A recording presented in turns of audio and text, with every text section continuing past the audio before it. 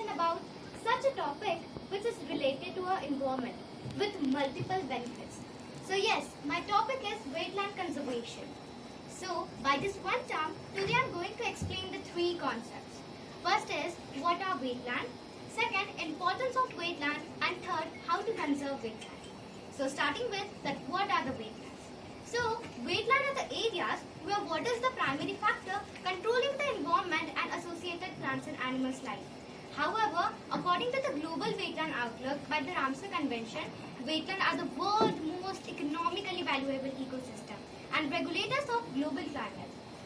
Wetlands are defined as land transitional between the terrestrial and aquatic ecosystem, and they occur where the water table is tends to be or near the surface of water where it is saturated. In fact, they exist in every climatic zone in every country. In India, 4.63% of geographical area is covered with wetland. A total of 7,57,060 wetlands are mapped in our country. Now I'm thinking to take an example. Yes, so my example is of Neela Horse or the Blue Tank. It's a natural depression next to Sanjayvan in South Delhi, India, and a major source of fresh water in South Delhi, but later dumping ground due to rapid urbanization, but presently constructed into wetland. This water separates from the unwanted material and let it flow into the lake through bioremediation, which requires zero electricity. And this success story of Neela Horse developed a network of ecosystem in the city. So it's the example of wetland. But why they are important? Wetlands are the host of plants and animals' life. However, they are also critically important for the humans too, from the mitigation of climate change, from the protection of human settlements from floods. Do you know, just as forests called the lungs of the earth, like that, wetlands are the kidneys of the earth, which regulate water and filter waste from the landscape. Now I am thinking to explore the benefits of wetland in detail. Benefit number 1. Wetlands are the great filter. They trap sediments and remove pollutants, which help to purify water. Benefit number 2. It prevents flood also when the river brush the banks, so it store the excess of water and slow down the speed of flood water. Also, the nearby vegetation near the wetland also help to slow down the speed of flood water. Benefit number 3. This is very productive for the farming livestock because we see the cow, if she not found something to eat, so it started to eat plastic.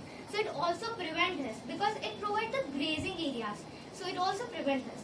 Benefit number 4, it produces the incredible specialist of species, which is decreasing day by day. One of the best benefit is that now we are seeing the ground level, means the water level is decreasing day by day.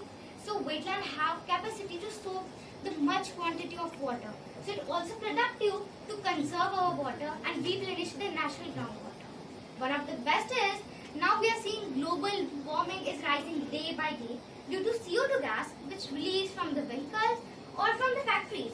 Yes, and we know that there is lots of vegetation near the wetland. So if there are lots of vegetables, means lots of vegetation, so they need CO2 gas to synthesize their food. So what will happen here, that the plants, means the vegetation will capture the CO2 gas which help to decrease the rising temperature. Yes, it has number of benefits, but how to conserve it, it's a big question. So there are some ways has to be made to conserve our wetland. But our human activities causing the loss of wetland 3 times faster than forest. Yes, but we have some ways to conserve it. So to counter unplanned urbanization, growing population and management of wetland has to be integrated approach in the term of execution, monitoring and planning. Effective collaboration among the professionals, including the ecologists, watershed management specialists and planners, and the overall management of the wetland should take. So what happens that wetland are the man-made as well as they naturally occurring. So if we have to form, means we have to construct the wetland, so this is also possible. So we need the specialists which are able to find such type of place where we construct it. So there is also a way to conserve our wetland, and there is a still hope that we can conserve it. According to me, I think that wetland are the suitable place for the natural vegetation as well as for the aquatic animals. So if we recall the formation process of coal and petroleum, so we find that for the formation of coal, we need the natural vegetation which go deep under the soil, and in the absence of air, the colonization process has to be done, and from this coal is appear. And for the formation of petroleum, we need aquatic animals which also go deeper under the soil, and through absence of oil they convert into petroleum, which also give a variety of products now which we are using today. Yes, so I think this is not possible for us that we will get the coal and petroleum, but this is very productive for the future generation. Yes, this is not for us, but there is still hope that we can conserve it. So we can protect, revive and restore. Jai Hind, Jai Bharat. Thank you.